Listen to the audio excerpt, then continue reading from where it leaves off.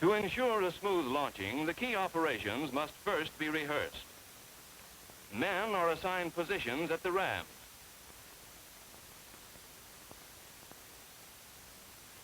And rehearsal of the action is held.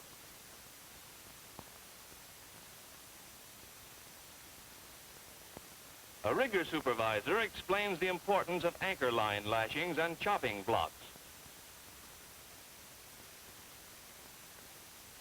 Riggers must always be ready to drop anchor should the officer in charge order it for the safety of the ship.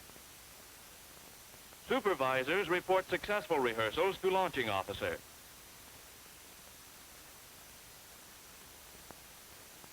Other pre-launching activity is removing the cover boards from underwater groundways.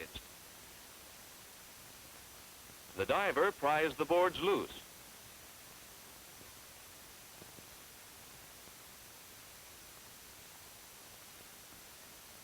Shipwrights remove the centerline cribbing, which supported a portion of the ship's weight during construction. The A-frames located aft of the centerline cribbing must also come down, and the weight will now be carried temporarily by shoring. Finally comes launching day. The ship will soon slide down the ways. Shipwrights remove the cover boards on the outboard portion of the groundways.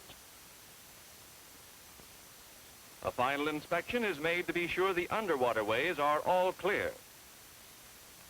The current indicator tells the launching officer when tide conditions are right for launching.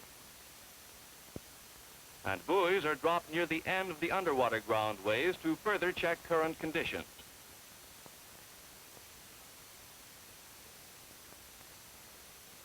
All grease irons which hold the weight of the cradle off the grease during construction are removed to allow the cradle to rest directly on the grease.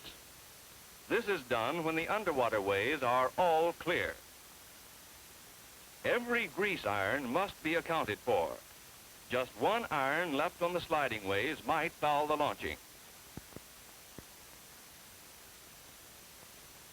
The cover blocks, which fit between two sliding timbers, protect the grease from foreign material during construction.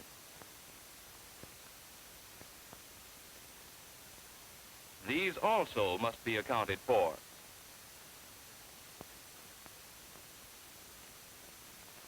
The signal for the first rally. Ramming crews begin ramming up the ship to lift her off the keel blocks. Every wedge in each series is struck 3 full blows. And each ramming crew is assigned to a particular series of wedges.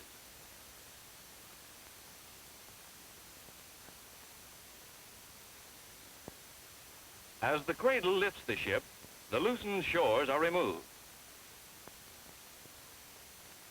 Clips that were welded to the skin of the ship to hold the shores are also removed. And the bare spots are painted. Second rally. All ramming crews work together on both port and starboard sides. She's beginning to clear the keel blocks. Third rally. Fourth rally.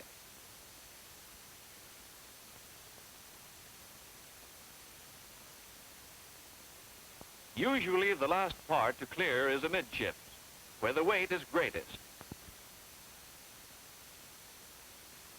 Shipwright supervisors between the ways report the progress of ramming. Reports guide the launching officer in directing additional rallies where needed. The keel blocks, now free, are removed, and the weight of the ship is supported by the cradle and ground ways.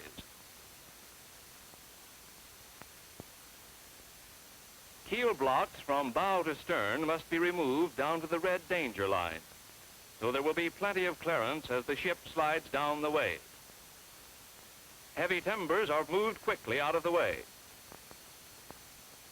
Thumb toggles and dirt strips along both sides are also removed. Like the grease irons and cover blocks, the thumb toggles are accounted for at the central control station. Riggers break out dressing lines and flags from deckhouse in preparation for full dressing ship. Forward end of dressing line is secured to jackstop. The ensign is secured to the halyard and raised ahead of and with the dressing line and flags. These have been strung along the deck fore and aft.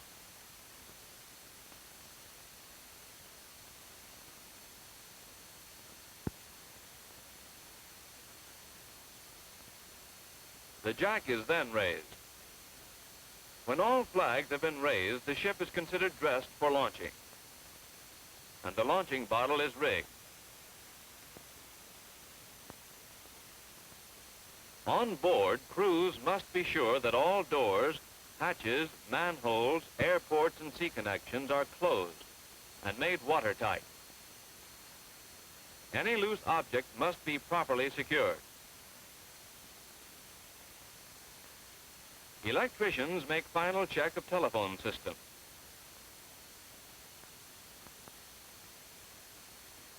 Anyone who has not been officially assigned on board must leave the ship before the brow or gangplank is removed. Ram guides, ladders, staging, or anything else which might foul the ship must also be removed. And now the ship stands all clear.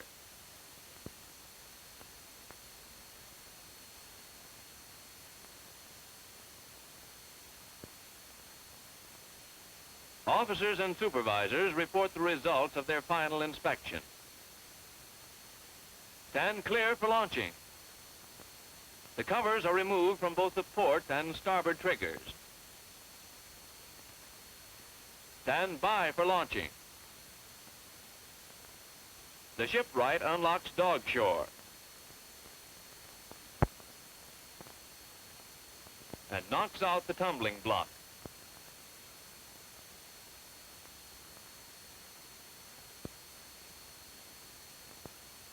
Next, the trigger lever is unlocked. 5 short blasts are sounded on the warning whistle. The command is given to release the triggers. The triggers are released. The ship is christened. The sliding ways and cradle carry her safely to the water.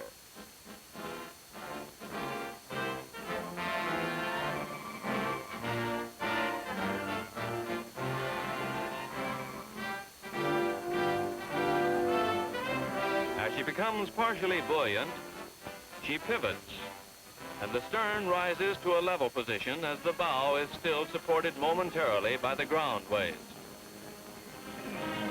For a few seconds, a tremendous strain is thrown on the ship near the bow. The crushing blocks and internal shoring relieve this strain.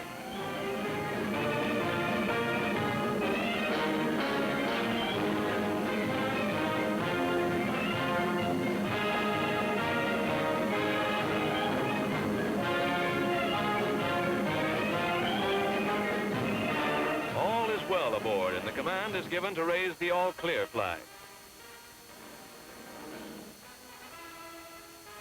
Tugs pull alongside now to haul her into dry dock.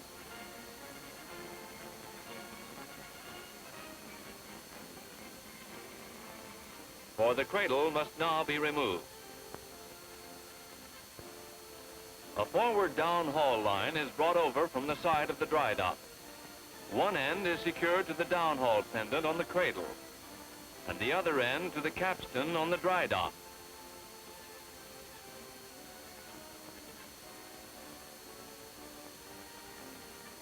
The slack is now taken out of the downhaul line by the capstan. As the slack is removed, the tricing lines which suspend the cradle are cut.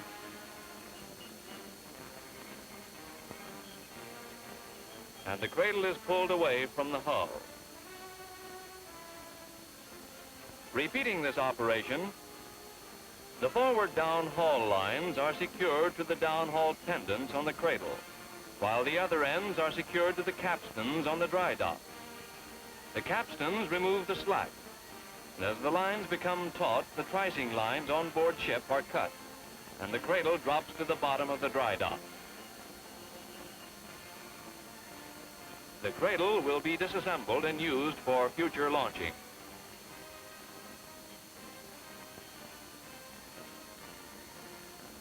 And now the ship is ready to be fitted out.